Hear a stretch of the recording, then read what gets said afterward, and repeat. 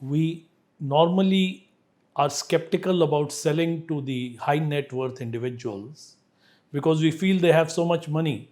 Why do they need any more life insurance cover? But you'll be surprised how the life insurance becomes such a valuable tool for these individuals. The important thing we have to understand over here is that when we go out selling a life insurance product, we try to become very descriptive in our product features. We have to keep it simple in a language that this person, the businessman, can easily understand. What I would normally do when I have sold a policy with the $50 million or a $60 million face value is to go to the client and ask him a simple question in a language that he understands. The question that I ask him is, Mr. Client, you are such a wealthy individual, you run a company, do you know what a balance sheet is? And obviously he laughs at me and he thinks that, of course I know what is a balance sheet. And Mr. Client, do you realize that in a balance sheet, there are two types of columns that a balance sheet is made up of? There is an asset column and there is a liability column.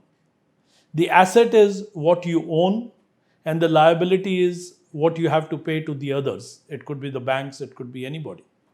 Now, although we feel that as an inheritance, I would leave the company to my children, but what you are also going to leave for your children, God forbid, as and when you die, is all the liabilities that this company has created over the years.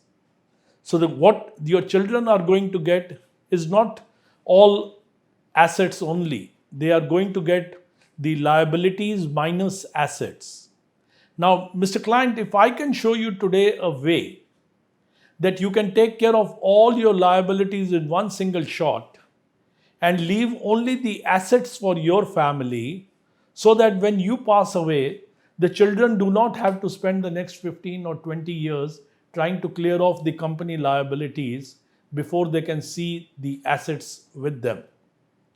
So what I can suggest to you, Mr. Client, is a way by which you can buy a simple life insurance policy, a term policy, for example, let's say for a $50 million, which value represents the amount of liability you have in your books. Take this policy, pay a fixed cost, the premium is paid by the company, and what happens? In the case of your death, the liability is paid off by the insurance company, and the children acquire all the assets that you have. So talk in a simple language, let the person understand the language, and once he understands it, then the product is not important, the interest rate is not important, and the name of the insurance company is not important. So keep it simple and keep it fun, and you will see that your high net worth individuals will relate to you. Thank you.